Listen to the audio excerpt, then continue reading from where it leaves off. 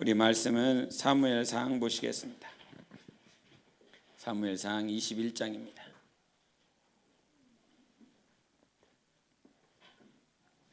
사무엘상 21장 10절부터 15절까지입니다.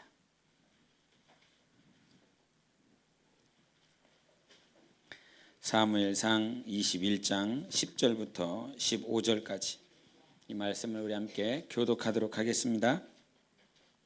사무엘상 21장 10절부터 15절.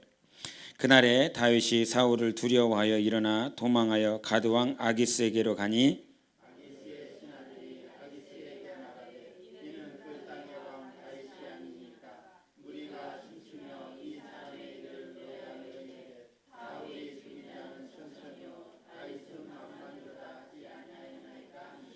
다윗이 이 말을 그의 마음에 두고 가드왕 아기스를 심히 두려워하여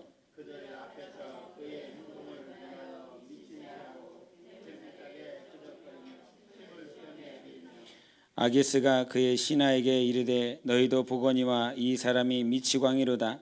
어찌하여 그를 내게로 데려왔느냐. 내게 미치광이가 부족하여서 너희가 이 자를 데려다가 내 앞에서 미친 짓을 하게 하느냐. 이 자가 어찌 내 집에 들어오겠느냐 하니라. 아멘. 우리 지난 주일날 말씀을 다시 한번 되뇌이면서 오늘 말씀이 여러분에게 삶에 적용이 되고 또 그렇게 살아가는 시간이 되기를 바랍니다. 주일의 말씀은 하나님께서 우리를 다스려 주시는 유일하신 분이신 것에 대해서 말씀을 해주셨는데, 오늘 사무엘상 이 본문은 여러분이 좀 전에 읽었었던 것처럼 뒤에는 사울왕이 쫓아오고 그래서 피하여 나아갔더니 누가 기다리고 있습니까? 가드왕 아기스라고 하는 자가 기다리고 있었습니다. 그래서 살려고 몸부림치기 위해서 도망간 곳이 오히려 그 도망간 그곳에서도 자기의 목숨을 부지할 수 없는 험난한 삶이 환경이 기다리고 있는 다윗의 모습을 이렇게 보여주십니다. 우리 삶은 어떻게 하다 보면 이 뒤에도 험난하고 앞에도 험난하고 옆에도 험난한 그런 삶, 지금 나에게 그런 것들이 없다라고 그런다면 이 말씀이 전혀 나하고 상관없는 말씀으로 들리겠지만, 뒤에도 나를 죽이려고 쫓아오는 것, 그래서 피하여 도망갔더니 저 앞에는 나를 역시 죽이려고 했었던 많은 무리들이 또한 기다리고 있습니다. 과연 우리 삶 가운데 이러한 삶, 이러한 환경이 있다라고 그런다면 나는 어떻게 할까라고 하는 것입니다. 지금 이 다윗은 어떻게 행동을 취합니까?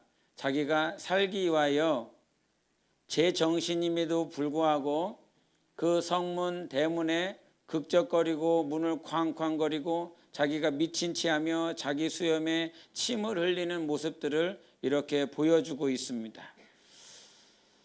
우리가 살기 위하여 몸부림치는 그런 삶이 많지는 않지만 살아야 되는데 어떻게 살까라고 하는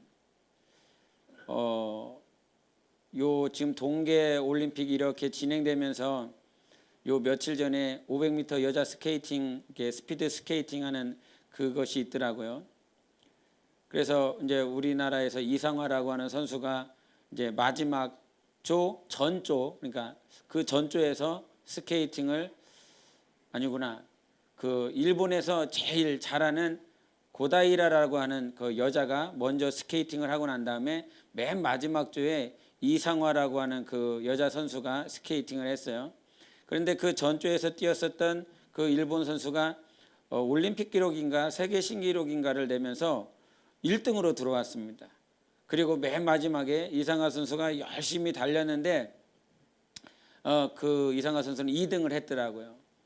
2등을 하고 막 들어와서 그 고다이라라고 하는 그 선수에게 같이 이렇게 안고서 눈물을 흘리고 대화하는 모습을 이렇게 보고 난 다음에 그 1등한 일본 선수가 인터뷰한 내용이 이렇게 실려서 봤는데, 그 인터뷰에 뭐라고 그랬냐면, 이제 기자가 이제 금메달을 받을 수 있으니 얼마나 좋겠습니까? 금메달을 빨리 받고 싶지 않으십니까? 그랬더니 그 자매가 하는 말이 금메달을 받는다라고 하는 것은 나에게 큰 영광입니다.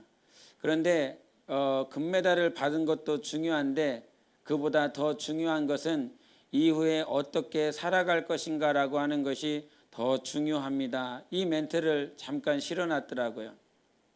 그 말이 이렇게 다가오는데 그 자매가 예수를 믿는지 안 믿는지는 모르겠습니다. 그런데 금메달보다 더 중요한 것이 있다. 많은 세상 사람들이 칭찬하고 매스컴에서 일본에서는 이런 어떤 그 말이 있냐면 일본 선수단에서 이렇게 주장을 맡으면 그 주장은 메달을 못 딴다라고 하는 징크스를 가지고 있다라고 그럽니다. 그런데 그 징크스를 이 선수가 깨면서 이번에 금메달을 땄는데 그 일본에서는 그 징크스까지 깨면서 여자 선수가 신기록을 내면서 금메달 딴 것에 대해서 대단히 일본에서는 매스컴에서 이렇게 다루고 있다라고 그러는데 자기 나라에서 자기 민족이 많은 소식이 매스컴을 통해서 금메달 딴 것에 대해서 추앙하고 있고 그렇게 환영하고 있지만 자기 스스로는 금메달 딴 것이 영광이지만 그 금메달 딴 것보다 더 중요한 것은 어떻게 이 이후에 살아갈 것인가라고 하는 것이 나는 중요합니다. 이 고백이 그 자매의 고백뿐만 아니라 우리가 지금 이 시대를 살아가면서 더 중요한 고백이 되어져야 되고 결단이 되어져야 되지 않을까. 많은 사람들이 저마다 자기에게 남아있는 시간들이 있습니다. 얼마만큼 살 것인지는 아무도 모르지만 과연 이 이후에 내가 어떻게 살아갈 것인가라고 하는 것이 얼마나 중요합니까? 지금 이 다윗의 모습을 통해서 그가 살고자 몸부림치면서 자기가 그렇게 목숨을 부지하고 도망친 그곳에서 자기가 살기 위해서 거짓으로 제정신이 아닌 것처럼 그 대문에 극적극적거리고 그렇게 침을 흘리는 그 모습이 있었습니다. 그렇게 그 모습에 야 미치광이를 우리 도시에 우리 성읍에 미치광이가 부족하여서 이 미치광이를 데려왔냐라고 그러면서 가드 왕이 아기스가 화를 냅니다. 결국은 그 미치광이 행세를 했었던 다윗이 목숨을 부지하고 이렇게 다시 도망쳐 갑니다. 여러분 그렇게 도망치고 난 다음에 이는 무엇을 했을까요? 다윗은 그렇게 목숨을 부여잡고 이렇게 도망가면서 그가 한 행동은 무엇이었을까요? 근데 그것을 어디에서 말씀하고 계시냐면 잠깐 시편을 보겠습니다. 시편 34편을 보겠습니다. 시편 34편 1절과 2절을 보겠습니다. 시편 34편 1절과 2절을 같이 보도록 하겠습니다. 같이 읽겠습니다. 시작. 내가 여호와를 항상 송축하며 내 입술로 항상 주를 찬양하리이다. 내 영혼이 여호와를 자랑하리니 공고한 자들이 이를 듣고 기뻐하리로다. 아멘. 이 34절의 제목을 여러분이 잠깐 보시겠습니까? 34편의 제목을 어떻게 말하고 있습니까? 다윗이 아비멜렉 앞에서 미친 채 하다가 쫓겨나서 지은 시 이렇게 말을 하고 있습니다. 좀 전에 가드왕 이름은 뭐였죠? 아기스였습니다. 근데 그 당시에 이 블레셋 왕에 대해서 이방 왕에 대해서 우리 애굽의 왕은 누구였습니까? 바로였습니다. 이름이 바로입니까? 그 왕의 호칭이 바로인 것입니다. 이름은 저마다 가지고 있습니다. 마찬가지로 이 가드 왕, 블레셋의 왕에 대해서 말을 할 때도 이 왕의 호칭이 무엇이었냐면 아비멜렉이었습니다. 왕의 호칭이 아비멜렉이고 그의 이름은 무엇이었다고요? 아기스였습니다. 그래서 이 아기스 왕에게 도망쳐서 즉 아비멜렉에게 도망쳐서 미친 채 하며 도망치고 난 다음에 바로 그가 지은 시가 무엇이었냐면 이 시편 34편이었습니다. 그런데 이 34편의 이 글들을 이 시를 읽어보면 알겠지만 내가 하나님을 찬양합니다. 우리 하나님만이 영광밖에 부족함이 없으신 하나님이십니다. 내가 하나님 앞에 기도합니다. 내가 하나님께 부르짖습니다. 그 이름을 찬양합니다. 계속 그와 같은 찬양시입니다. 우리 신앙생활에서 반드시 회복돼야 될 것은 무엇이냐면 앞뒤로 막혀져 있고 좌우로 무엇인가 움직일 만한 그런 환경도 없고 나에게 불가능할 것 같은 모든 삶 가운데서 우리가 놓치지 말아야 될 건 하나님을 찬양하는 것입니다. 하나님을 부르는 것입니다. 그 이름을 찾고 부르는 것이었습니다. 우리 지난 주일 말씀을 기억하고 계시고 있다면 사사기 6장에서 미디안이 그 이스라엘 백성들을 단합하고 억압했습니다. 그때 이스라엘 백성들이 한 행동은 무엇이었습니까? 하나님께 여호와께 부르짖었더라, 이런 고백이 있었습니다. 우리가 힘들고 어려우면요, 신앙생활을 잘하고 있다가도 어려움이 닥치고 힘든 일이 닥치면 하나님을 향한 회의와 의심과 함께 하나님께 부르짖고자라고 하는 그 내 안의 갈망들을 다 말아먹습니다. 다 사라집니다. 그냥 내가 목숨을 부지하고 있는 것도 힘들고 어려워. 이 자리에 앉아 있는 것도 내가 힘들다. 내 입술을 벌려서 주님을 찬양하고 내 입술을 벌려 하나님의 이름을 부르짖고 찾으라고 그 역시 감당할 수 없는 어려움과 내 마음에 막힌 것들이 참 많이 있습니다. 그런데 이것들을 한번 생각해 보게 돼요. 우리의 삶도요, 힘들고 어려우면 주님 찾는 것보다 그냥 세상의 방법들을 찾으려고 할 때가 있습니다. 주님을 찬양하고자 하는 그런 마음은 있지만 찬양이 안 되는 순간들이 있습니다. 그래서 신앙생활이 참 힘든 것 같아요. 찬양하십시오, 살아납니다, 이 말씀을 듣고 그렇지, 찬양해야지. 하나님의 이름을 부르십시오. 그 하나님의 이름을 부르면 그 하나님께서 함께 하심을 경험할 수 있습니다. 우리가 이 말을 듣고 있지만 그래, 맞죠, 하나님의 이름을 부르고 하나님의 이름을 찾아야지, 이게 막 저절로 되고 자연스럽게 된다라고 그런다면 아마 신앙생활이 어렵지 않을 거예요. 그런데 그렇게 알고 듣고 깨달은 것 같고 그렇게 살아보려고 하지만 그게 쉽사리 되지 않는다라고 하는 것입니다. 그래서 이 다윗의 고백은 그와 같이 아기스 왕에게 뒷쫓아 받아서 그렇게 도망가는 시간 가운데서도, 그 순간에서도 이가 하나님을 찬양하고 부를 수 있었다라고 하는 건 대단한 영성을 가지고 있는 것입니다. 영성이 무엇입니까? 거룩한 성품을 말을 합니다. 영성이라고 하는 건, 거룩하다라고 하는 것은 다른 것에서 찾지 않아요. 저 사람이 큰 사역을 하고 있으니까 거룩해, 나보다 무엇인가 잘할 거야, 나보다 무엇인가 잘 알고 있을 거야, 그런 착각에 빠지고 있습니다. 겉에 보여지는 그 행위나 노력들이 거룩한 것이 아니라 영성이라고 하는 건 하나님의 마음과 합일된 것을 말을 하고 있습니다. 하나님의 성품과 하나된 영성이 우리 안에 필요한 것이고, 시간이 가면 갈수록 내가 무슨 일을 했습니다, 무슨 일을 하고 싶습니다, 무슨 일을 할 때마다 내가 기쁨을 누립니다, 그게 아니라요, 모든 순간순간들마다 하나님의 마음이, 하나님의 성품이 있어야 된다라고 하는 것이에요. 제가 어젠가 그제 이렇게 제가 회개한 것이 하나가 있는데,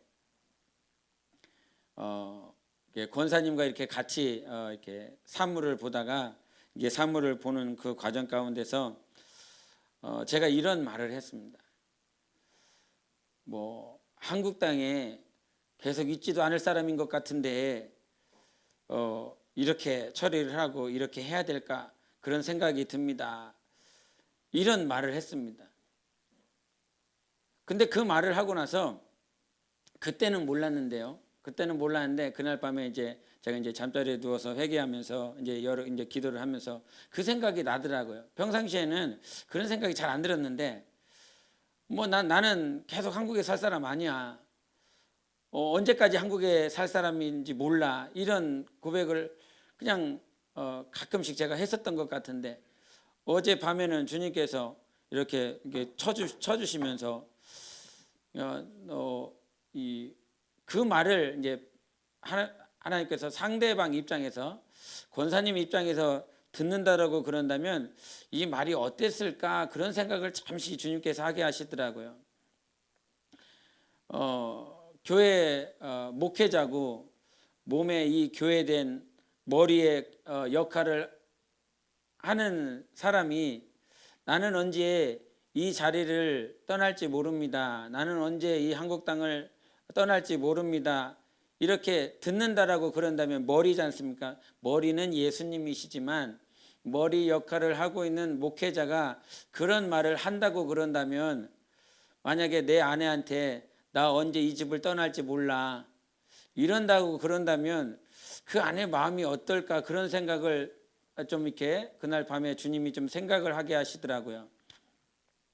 어떨까 마음이 우리가 세상에서도 그렇고 이 신앙생활하면서도 제가 느끼는 것이 무엇이냐면 떠나는 사람은 잘 모릅니다.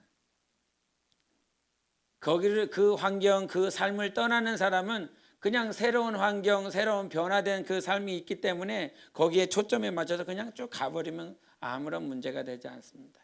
그런데 남아있는 사람들은 참 그 사람이 떠났기에 그 사람이 발길을 다른 곳으로 옮겨져 있기에 그 빈자리가 상당히 크게 느껴지는 것들을 아마 여러분이 세상을 살다 보면 느꼈을 것입니다.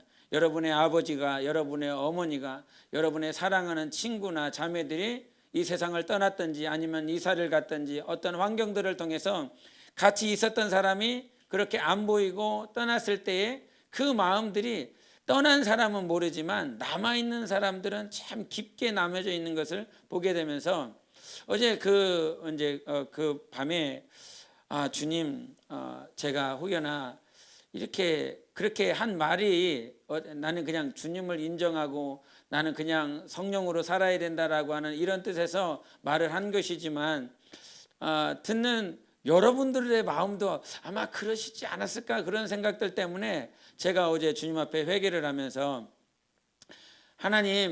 하나님께서 언제 이렇게 하실지 우리는 다 아무도 알 수 없지만 요한복음 3장의 말씀처럼 성령으로 사는 사람은 마치 바람이 불어 왔다가 바람이 불어 가는 것처럼 어디서 왔다 어디로 가는지 모르는 인생을 살지만 그렇게 살아야 되는 것이 우리들의 삶이지만 그 말에 대해서는 제가 깊이 생각해 보지 않고 또 주님께서 그때 이렇게 다시 한번 생각해 주시면서 이 말을 하지 말아야 되겠다. 이 말을 하는 것은 잘못됐다라고 하는 생각을 다시 한번 이렇게 생각나게 해주시면서 우리의 삶은 어떻게 살 것인가라고 하는 것이 대단히 중요할 것입니다. 어떻게 살 것이냐, 내 뜻대로 살 것이냐, 하나님의 뜻대로 살 것이냐라고 하는 것들이 중요할 것입니다. 그러면서 제가 어제 또 얘기하지만 회개를 하면서 주님, 내 입술이 우둔하네요. 참 내 생각과 내 마음이 참 우둔합니다. 성령이 일하실 때 되면 다 일하시겠지요. 성령님께서 원하시는 그 시간이 있으면 그때 일하시겠지요. 그러나 내가 오늘 이 자리에 있기에 여러분 주일날 말씀도 그거였습니다. 기드온이 과거의 일들을 회상하면서 미디안에게 많은 공격받고 억압받고 있었을 때 기드온이 생각한 건 무엇이었습니까? 과거에 애굽에서 출애굽시키시고 모든 이적을 광야에서 보이신 하나님, 그 하나님 어디 있습니까? 그 하나님 어디 계십니까? 무엇하고 계십니까? 라고 하는 불평과 불만을 하나님께 쏟아냈습니다. 그때 하나님이 하시는 말씀은 무엇이었는지 기억하십니까? 그래서 이 이스라엘을 너의 힘으로 구원하라고 내가 너를 보낸 것이 아니냐, 이런 말씀을 하셨습니다. 이것이 무엇입니까? 삶에 많은 힘들고 어려운 순간들이 그대로 내게 주어져 있는데 정작 내 위치에서 하나님께서 나에게 무엇을 하라고 말씀하시는지 전혀 못 듣고 있는, 하나님이 나를 이 상황 가운데서 왜 무엇을 하라고 보내주셨는지 전혀 알지 못하는 그의 모습을 이렇게 비춰주셨습니다. 아마 우리도 주님과의 관계와 주님과의 사귐이 없다라고 그런다면 날마다 그런 말 하지 않을까? 앞뒤로 꽉 막혀 있고 좌우로 어디로 숨조차 쉴 수 없는 그런 환경들 가운데서 주님 어디 계십니까? 주님 뭐 하십니까? 주님 지금 무엇하고 계십니까? 라고 하며 과거에 하나님이 이러셨는데, 과거에 이런 일들을 하셨는데 지금 뭐 하고 계십니까? 과거에도 일하신 하나님께서 왜 지금 일을 못 하십니까? 라고 그러며 하나님 앞에 원망하고 있지는 않은가? 그런데 하나님은 우리를 이미 보내시고 위치하게 하시고 그 자리에서 무슨 일을 하라고 무엇을 하라고 이미 소명과 사명을 주시며 우리를 보내주셨는데도 불구하고 그 사실을 알지 못하는 삶을 살아가고 있지는 않은가, 그런 생각들을 다시 한번 주일날 말씀을 음미하고 또 되새기면서 그런 생각들을 해보았습니다. 여러분, 하나님께서 여러분을 이 자리에 왜 보내셨습니까? 잘 모르겠는데요. 아마 그런 말이 대단히 많지 않을까. 왜? 그런 기도는, 그런 생각들은 나에게 이렇게 많이 자리 잡지 않고 어떻게 하면 이 세상을 살아갈까? 어떻게 하면 이 환경을 이길 수 있을까?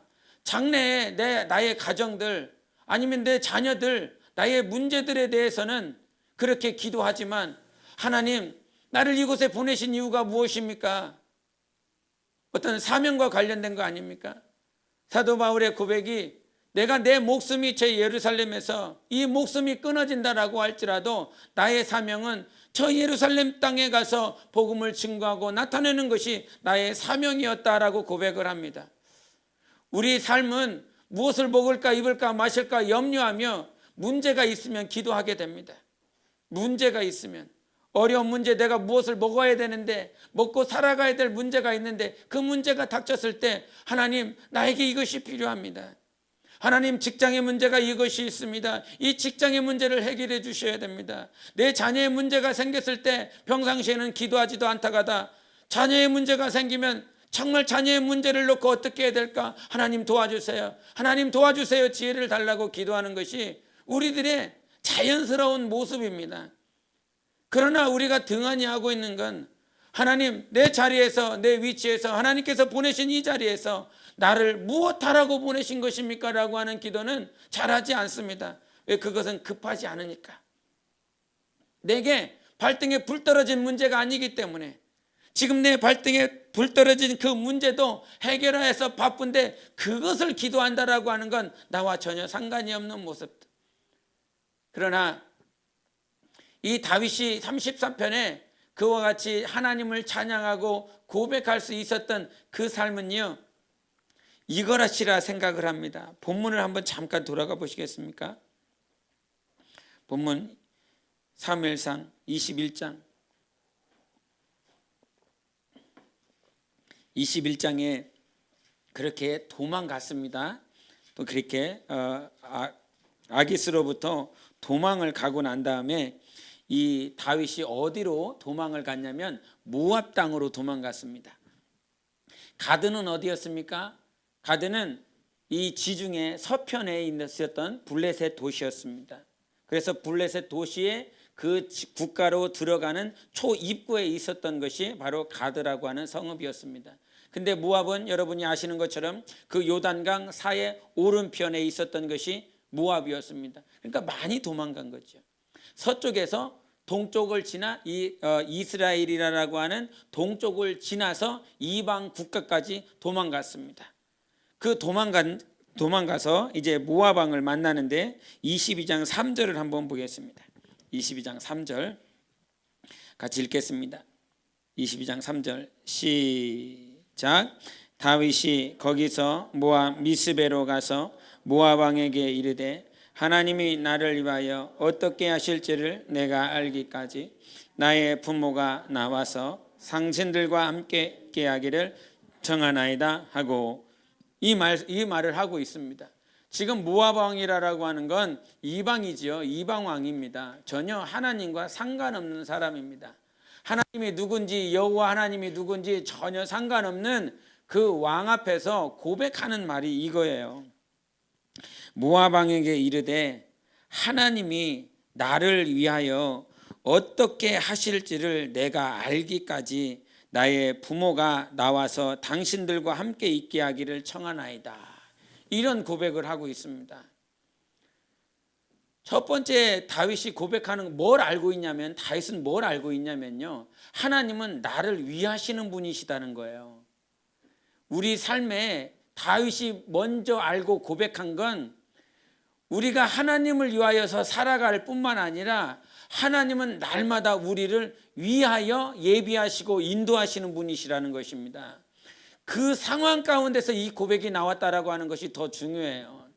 많은 기도의 응답을 받고 환경이 범사의 형통함을 누리는 상태에서 하나님은 나를 위하십니다, 이 고백이 나오지 않고 사울은 뒤쫓아오고 그 사울을 피하여 도망갔더니 아기스에게 죽을 뻔하였습니다. 그 아기스에게 죽을 뻔하는 그 환경 가운데서 도망하여 저 동쪽 그 모압 이방 지역에 도망가서 하는 말이 그겁니다.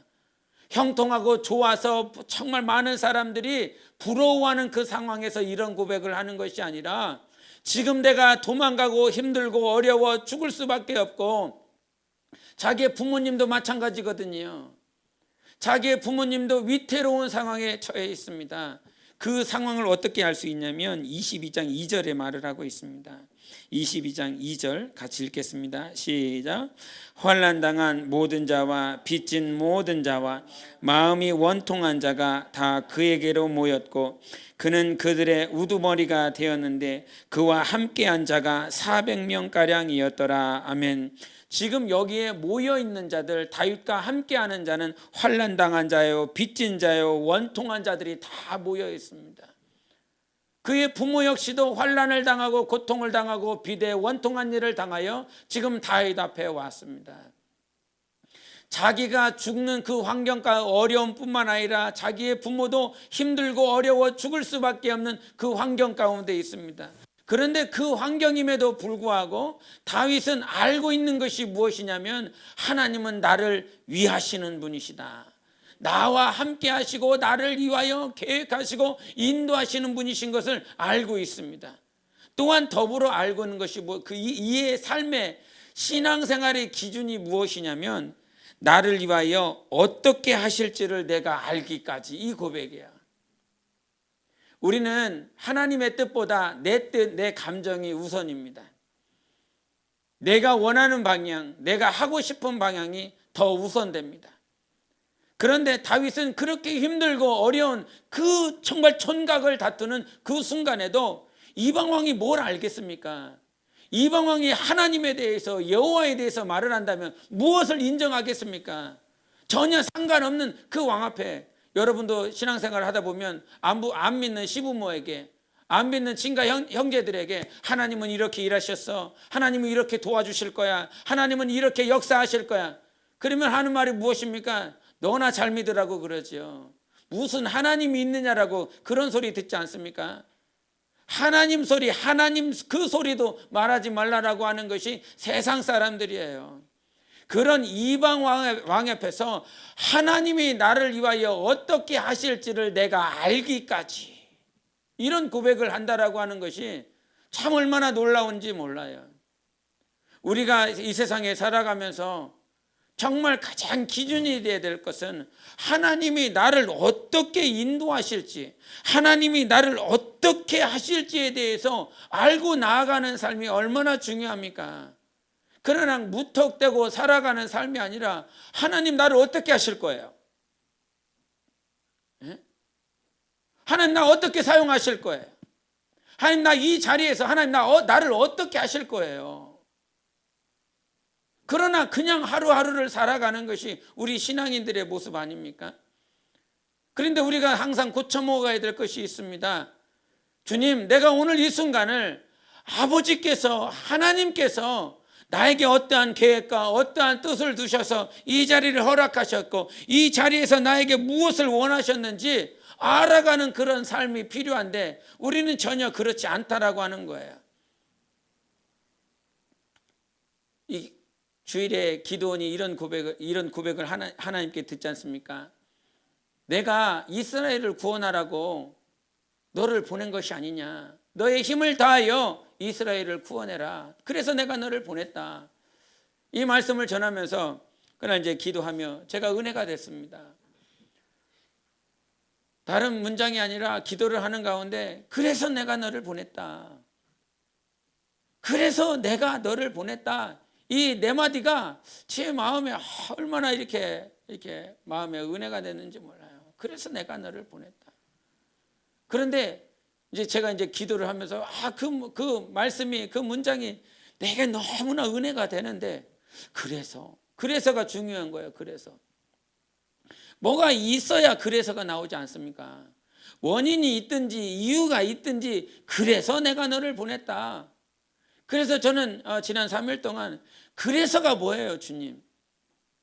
그래서 앞에 나오는 게 뭐예요? 그래서 앞에 나오는 게 그래서 나를 보낸 이유 요게 나한테 중요한데 이것이 내게 소명일 것이고 내가 평생에 살아가면서 목회를 하며 내 신앙생활을 하는 목적과 목표가 될 것인데 하나님 요게 무엇입니까?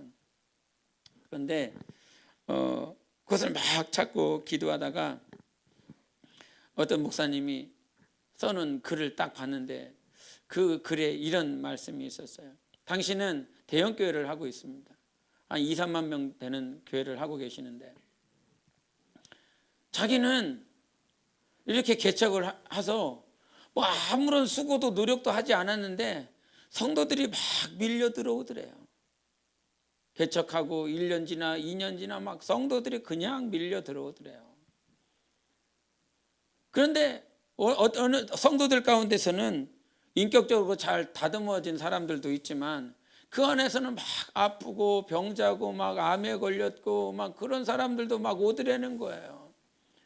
그러면 당신에게는 그런 은사가 없어서 병 고칠 만한 능력이, 병 고칠 만한 은사가 없는데 그런 사람들이 오면 자기는 막 도망가고 싶다는 거예요. 기도는 해주기는 하지만 그런 사람들이 안 왔으면 좋겠고 또 그런 성도들이 있으면 자기가 막 너무 막 나 때문인가, 정말 내가 능력이 없어서 내가 부족해서 성도들이 아픈 건 아닌가, 막 그런 막 염려도 되고 근심도 되고 나는 능력도 없는데 왜 하나님이 이렇게 막 자꾸 영혼들을 붙여주십니까? 막 이런 영혼들을 보내주십니까? 그래서 자기의 삶은 내가 막 성도들이 막 이렇게 병자들이 오고 막 이렇게 은사를 구하는 사람들이 막 와도 내가 병 고치는 능력을 달라고 내게 막 은사를 달라고 그런 기도보다 그런 기도는 잘 나오지 않고 당신이 하시는 기도, 하나님 저 보내신 저 한 영혼을 내가 품을 수 있게 도와주세요. 정말 저렇게 힘들고 어렵고 힘들어하는 저 영혼을 끝까지 사랑하게 해주세요. 그 글을 이렇게 써놓으셨더라고요. 근데 꼭 제가 하나님 앞에 기도하는 그 기도 제목하고 이 포커스가 딱 맞는 그것들을 이렇게 눈에 확 들어오게 하시면서 그래서라고 하는 이유를 하나님께서 거기에서 발견하게 해주셨어요. 능력이 없고 은사가 없고 무엇인가 연약하고 부족한 것 같지만 영혼을 사랑하려고 하고 영혼을 품으려고 하고 어떻게 해서든지 그 영혼을 세우려고 하는 그런 삶에 대해서 내가 하나님 앞에 기도하기 때문에 그래서 내가 너를 보냈다라고 하는 그 이유를 주님께서 그 문장 안에서 발견하게 해주시면서 그래, 내 삶은 다른 것이 아니라 병 고치는 은사도 필요할 것이고 아니면 방언을 통변하는 은사도 필요할 것이고 각종 지혜를 말하는 은사도 필요할 것이야. 언젠간 영혼을 살리기 위해서